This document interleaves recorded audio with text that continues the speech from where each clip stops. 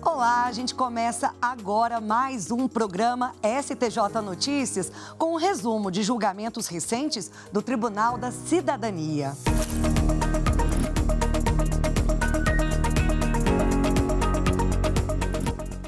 Nesta edição, você vai conferir. Vice-presidente do Superior Tribunal de Justiça, ministro Luiz Felipe Salomão, do exercício da presidência, manteve liminar que paralisou revitalização de praça tombada no município de Campanha, em Minas Gerais. E ainda, mantida na Justiça do Distrito Federal, ação contra jogador Bruno Henrique. E em decisão individual, ministro do STJ nega prisão domiciliar à mulher que desviou dinheiro de campanha destinada a tratamento de doença do filho. Eu sou Kátia Gomes e o STJ Notícias está no ar.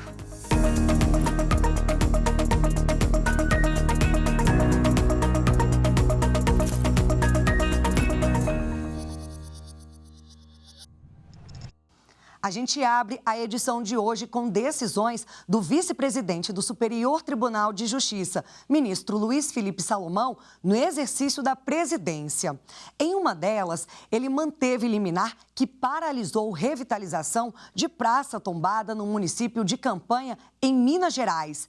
Veja os detalhes na reportagem de Paloma Carvalho.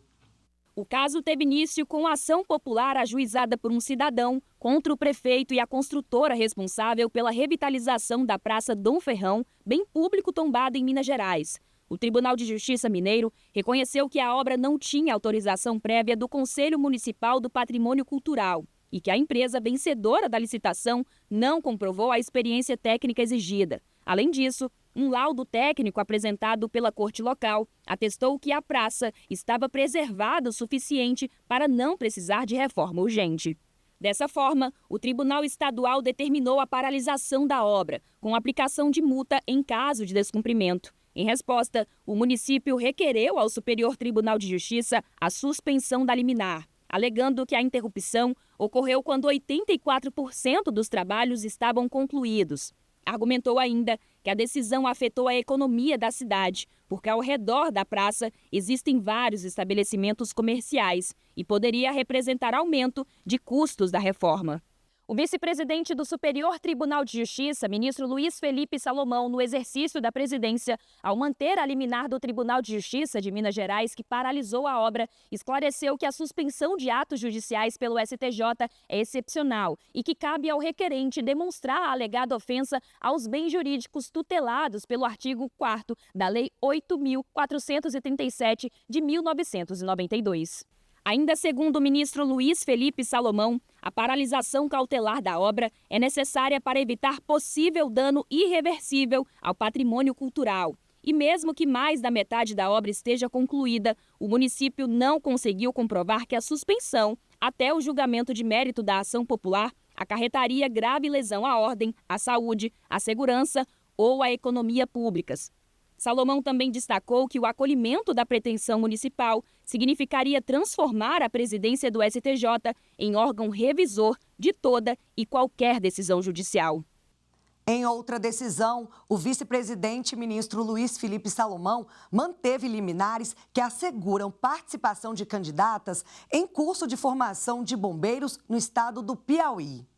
4 candidatas que prestaram concurso para o Corpo de Bombeiros do Estado do Piauí não foram convocadas para o curso de formação, mesmo tendo sido aprovadas nas etapas anteriores. No Tribunal de Justiça do Piauí, elas conseguiram liminares que garantiam a participação no curso. Contudo, a Procuradoria Estadual ajuizou o pedido de suspensão das tutelas provisórias na Corte Estadual, alegando que as decisões impunham prazo muito curto, de 15 a 30 dias para o início de um curso complexo, e o resultado da formação apressada poderia formar servidores despreparados, além de representar risco à ordem e à segurança públicas.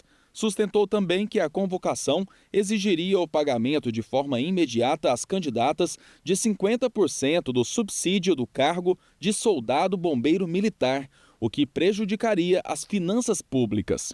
Ao rejeitar o pedido do Estado, o vice-presidente do Superior Tribunal de Justiça, ministro Luiz Felipe Salomão, no exercício da presidência, afirmou que a medida excepcional de suspensão de liminar prevista no artigo 4º da Lei 8.437 de 1992 exige prova concreta e imediata de lesão aos bens jurídicos tutelados pelo dispositivo. No entanto, Salomão explicou que, no caso analisado, a alegação de grave dano à ordem, à segurança e à economia públicas não convence. De acordo com o ministro, a lesão à ordem pública capaz de justificar a suspensão se restringe àquelas situações que efetivamente prejudicam o normal funcionamento da vida em sociedade ou das instituições. Salomão destacou ainda que a despesa com a remuneração das 4 candidatas durante o curso, mesmo com os encargos sociais, é incapaz de provocar qualquer abalo relevante nas finanças do Estado.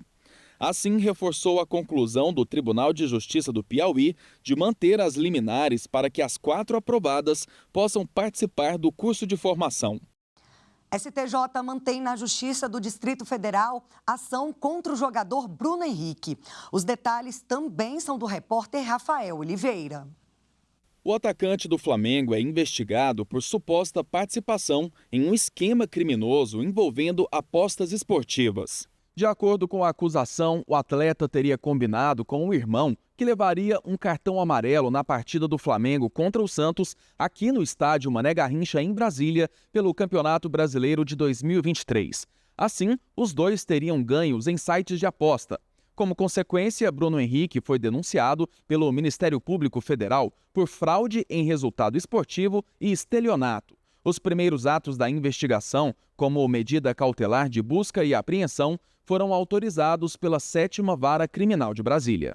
Em habeas corpus, a defesa do jogador questionou a competência da Justiça do DF para julgar o caso e pretendia anular todos os atos praticados até o momento. Mas o pedido foi negado pelo Tribunal de Justiça do Distrito Federal e dos Territórios. Em recurso ao STJ, a defesa, entre outros pontos, argumentou que a Justiça Federal seria competente para examinar o caso porque o tema das apostas de cota fixa seria de interesse da União. O relator do caso, ministro Joel Ilan Paciornik, afirmou que o TJDFT não analisou detalhadamente a questão da competência judicial no HC e apontou que o procedimento correto para o debate é o do conflito de jurisdição, previsto no artigo 114 do Código de Processo Penal. Segundo o relator, após as medidas cautelares, houve o oferecimento da denúncia contra os investigados, de forma que a defesa poderá apresentar nos autos todas as teses que entender pertinentes. Ao negar o pedido, Joel Ilan Paciornik considerou que seria incabível e prematura uma manifestação do STJ sobre a competência. Em decisão individual, ministro do STJ nega prisão domiciliar à mulher que desviou dinheiro de campanha destinada a tratamento de doença do filho. A atrofia muscular espinhal, AME, é uma doença genética rara, neuromuscular e degenerativa que afeta os movimentos voluntários, como a capacidade de engolir, caminhar e respirar. De acordo com as investigações, a campanha de arrecadação começou em 2017 e a criança morreu em 2022. Parte do dinheiro foi utilizada para pagar contas do casal, inclusive passeios e um carro novo. Aline Openkoski foi condenada à pena de 22 anos, 7 meses e 10 dias. Quando os pais foram presos, os outros 2 filhos ficaram sob a guarda dos avós paternos. Mas a defesa da mãe afirma que eles não têm condições de cuidar das crianças. Por isso, o pedido de cumprir pena em prisão domiciliar. Ele foi negado pelo juízo da Vara de Execuções Penais, mas ela obteve liminar no Tribunal de Justiça de Santa Catarina. Porém, o tribunal revogou a liminar e a Aline impetrou habeas corpus no STJ. O ministro Reinaldo Soares da Fonseca, relator do caso no Superior Tribunal de Justiça, seguiu o entendimento e negou o pedido de prisão domiciliar, com base na gravidade dos crimes praticados por Aline contra o filho. Segundo ele, a jurisprudência só admite esse tipo de benefício em situações excepcionais, o que não se aplica ao caso de Aline Openkoski. O relator destacou ainda que os avós, apesar das dificuldades financeiras, estão conseguindo cuidar das crianças e que os laudos apresentados não comprovaram a necessidade da presença da mãe. Ainda no direito penal, quinta turma do Superior Tribunal de Justiça decide que o uso de celular por jurado ao longo da sustentação da defesa anula resultado do júri.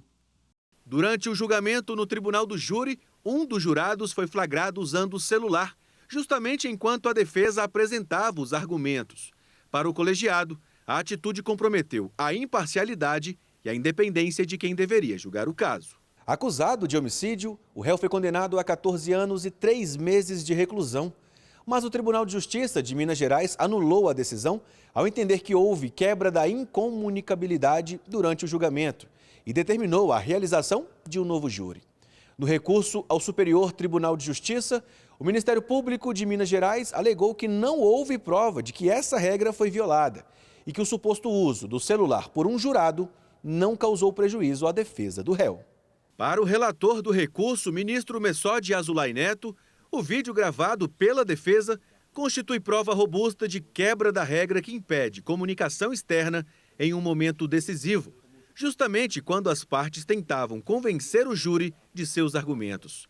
Na avaliação do relator, mesmo sem saber o conteúdo do que foi acessado, é razoável supor que o uso da internet ou de aplicativos de mensagem durante o julgamento possa ter influenciado a opinião do jurado, tendo em vista que o prejuízo é presumido. Com a decisão do STJ, o réu será submetido a um novo julgamento pelo Tribunal do Júri.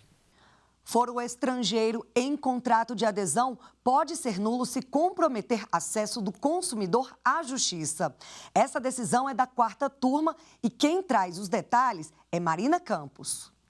Segundo o colegiado, obrigar o consumidor a buscar seus direitos em tribunais estrangeiros representaria um ônus desproporcional diante da distância geográfica, das barreiras linguísticas, das diferenças procedimentais e dos custos elevados. No caso analisado, uma consumidora brasileira entrou com uma ação contra uma empresa estrangeira de apostas online. O contrato em discussão é de adesão, aquele cujas cláusulas não são negociadas entre as partes. Em vez disso, são definidas de forma unilateral pela empresa e impostas ao consumidor. Em primeira instância, foi declarada a nulidade da cláusula de eleição de foro que estipulava Gibraltar na Península Ibérica para a resolução de qualquer pendência entre as partes. A decisão foi mantida pelo Tribunal de Justiça do Ceará, que entendeu que a cláusula tornaria inviável o acesso da autora ao judiciário. Ao recorrer ao STJ, a empresa de apostas alegou, entre outras coisas, não possuir domicílio, agência ou filial no Brasil e que a cláusula de eleição de foro deveria prevalecer. O relator do recurso, o ministro Antônio Carlos Ferreira, destacou que, à luz do princípio da vulnerabilidade previsto na legislação brasileira, o consumidor deve ser reconhecido como a parte mais fraca da relação jurídica, o que impõe que seja protegido contra práticas que restringam ou inviabilizem o exercício dos seus direitos. O ministro apontou ainda que, para se declarar a nulidade de cláusula de eleição de foro estrangeiro, é necessário que o contrato seja de adesão, que o consumidor seja hipossuficiente e que haja efetiva dificuldade de acesso à justiça. E todos esses critérios foram devidamente reconhecidos no caso, justificando a invalidação da cláusula. STJ divulga os resultados da consulta pública sobre o uso da técnica conhecida como fraturamento hidráulico para exploração de óleo e gás. Sabe o que é fracking? É uma técnica conhecida como fraturamento hidráulico, usada para a exploração de recursos como óleo e gás. O assunto foi debatido em consulta pública no STJ. Metade dos participantes foi contra o uso da técnica, 34% favoráveis e 16% a favor, com restrições. O bloco a favor argumenta que a ferramenta é estratégica para garantir segurança energética e desenvolvimento econômico.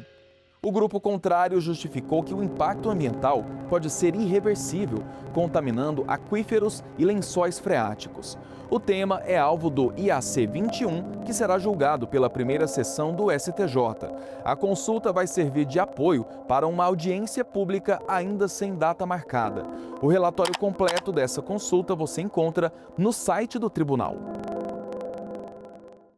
Agora vamos para o direito privado. O colegiado da terceira turma do Superior Tribunal de Justiça anulou o acórdão por falta de intimação dos advogados para julgamento em sessão virtual. De acordo com o colegiado, a falta de intimação para a sessão de julgamento e, consequentemente, a inviabilização da sustentação oral não são questões meramente formais que se resolvem com a republicação do acórdão. Para os ministros da terceira turma, os tribunais têm o dever de evitar essa irregularidade e proteger os princípios constitucionais do contraditório, da ampla defesa e do devido processo legal. Na origem do processo, um casal ajuizou a ação por danos morais e materiais contra a construtora que lhe vendeu um apartamento. O Tribunal de Justiça de São Paulo descartou a ocorrência de danos morais. Os autores da ação entraram com embargo de declaração com o argumento de que o julgamento realizado em sessão virtual deveria ser anulado por falta de intimação das partes. Como o pedido foi negado, o casal recorreu ao STJ sustentando que o julgamento ocorreu no dia seguinte à distribuição do processo, sem chance de manifestação. Os recorrentes afirmaram que o tribunal desrespeitou o prazo de 5 dias úteis contados da publicação da distribuição para que as partes pudessem se opor ao julgamento no formato virtual. O relator do caso no STJ, ministro Ricardo Vilas Boas Cueva, lembrou que desde 2020 a sustentação oral é garantida em sessões virtuais. O ministro acrescentou também que o artigo 935 do Código de Processo Civil estabelece o prazo mínimo de 5 dias entre a publicação da pauta e a realização da sessão de julgamento, regra que também se aplica ao julgamento eletrônico. Dessa forma, o ministro Vilas Boas Cueva determinou a anulação do acórdão de 2º grau e a realização de novo julgamento com a devida intimação dos advogados. Ainda na terceira turma, o colegiado definiu taxa declarada indevida como proveito econômico mensurável ao fixar honorários sucumbenciais em ação de adjudicação compulsória. No caso analisado, o colegiado afastou o uso do valor do imóvel no cálculo, pois nesse tipo de ação, a verba sucumbencial deve ser fixada conforme o estabelecido pelo Código de Processo Civil. Em sua origem, o processo discutia a outorga definitiva de um imóvel no Distrito Federal. A compradora ajuizou a ação adjudicatória, alegando que teria quitado o bem, mas a vendedora, uma empresa do ramo agropecuário, condicionou a transferência do imóvel ao pagamento de uma taxa de regularização no valor de R$ 11.900. O juízo de 1º grau considerou a taxa inexigível e determinou a adjudicação do imóvel, além de condenar a empresa ao pagamento de honorários advocatícios, fixados em 10% sobre o valor da causa. O Tribunal de Justiça do Distrito Federal e dos Territórios manteve a decisão, mas alterou a base de cálculo dos honorários, fixando em 10% sobre o valor do proveito econômico, que corresponderia ao valor do terreno. Ao STJ, a compradora pediu a readequação dos honorários para que o valor da causa fosse considerado o preço total do imóvel.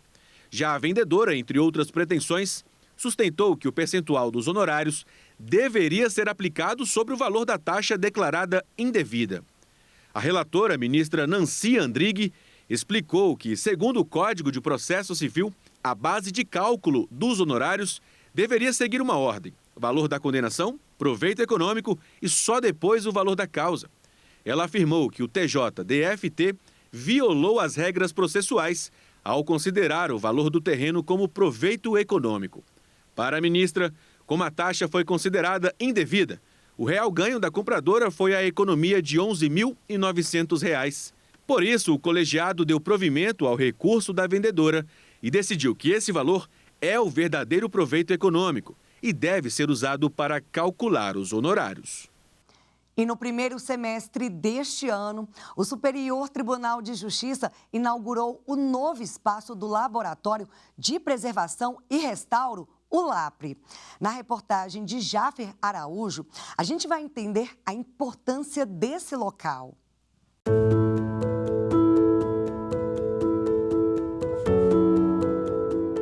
local amplo, com equipamentos modernos e oferecendo mais conforto para os servidores no anexo do STJ.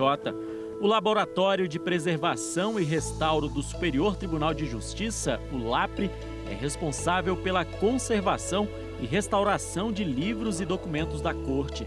Conhecido até então como Laboratório de Conservação e Restauração de Documentos, o antigo LACOR funcionava dentro da biblioteca do tribunal. A cerimônia de inauguração foi realizada com a presença do presidente do STJ, ministro Herman Benjamin. Eu não tinha noção da grandeza deste trabalho, porque a gente imagina que o serviço, como era nos anos 90, seria apenas de higienização. Mas não, vai desde a fabricação do papel até as capas. É algo de dar muito orgulho a todos nós. E sair do cubículo e ocupar um latifúndio como esse, creio que já indica a ordem de prioridade que nós estamos dando a esse trabalho. O diretor-geral do STJ, Sérgio Pedreira, afirmou que a inauguração abre espaço para a capacitação de novos servidores e fortalece a política institucional do STJ de preservação da história. Nos próximos meses, presidente, serão realizados cursos de restauro e conservação de acervos de papéis voltados para a capacitação de servidores do tribunal. O objetivo é formar restauradores altamente qualificados, preparados para aplicar as melhores técnicas de conservação, garantindo continuidade e aprimoramento desse trabalho. Essas três frentes, estrutura física, vinculação orgânica e formação técnica, representam o nosso compromisso com uma gestão integrada, sustentável e voltada para a valorização das pessoas e da memória institucional. O Laboratório de Preservação e Restauro foi recentemente vinculado à Secretaria de Gestão da Informação Bibliográfica. O secretário Christian Breiner exalta a importância da estrutura. É o primeiro laboratório de restauração no âmbito do Poder Judiciário no Brasil e, na verdade, ele presta um serviço vultoso, tanto em relação a número, a quantidade de itens bibliográficos, arquivísticos e mesmo museológicos, mas também um trabalho muito delicado. Então, exigia um espaço mais qualificado, maior. Então, a gente sai de 90 metros para 230 metros quadrados. Então, isso vai possibilitar o Superior Tribunal de Justiça, na figura do LAPRE, prestar um serviço de melhor qualidade para o Superior Tribunal de Justiça, como para o Poder Judiciário brasileiro. As obras que chegam ao LAPRE podem passar por até 5 etapas: diagnóstico, higienização, restauração, que envolve até a fabricação de enxertos de papel, encadernação e acondicionamento. Nós restauramos livros de gabinete de ministros, da biblioteca e de outras unidades do tribunal também, né? Então, a gente faz um trabalho aqui de preservação, de restauração, higienização desse material também. E trabalhamos até também, quando há algum convênio, uma parceria com órgãos, né, do poder público, né? O novo espaço também vai garantir a ampliação do trabalho do laboratório. O STJ tem uma demanda uma demanda grande, reprimida, de novos materiais que aguardam restauração. Então, existem os objetos do museu, que até então nós não iniciamos. Até o momento nós atuamos mais no suporte papel, livros, documentos, processos, fotografias. E esse espaço, pelo menos 3 vezes maior, vai propiciar que novas atividades sejam inseridas na unidade. E o STJ Notícias vai ficando por aqui. Se quiser saber mais sobre decisões e outras informações do tribunal, a gente tem várias opções para você. É só acessar o site stj.jus.br, o canal oficial do STJ no YouTube, as plataformas de áudio e as nossas redes sociais. Nos vemos no próximo programa. Até lá!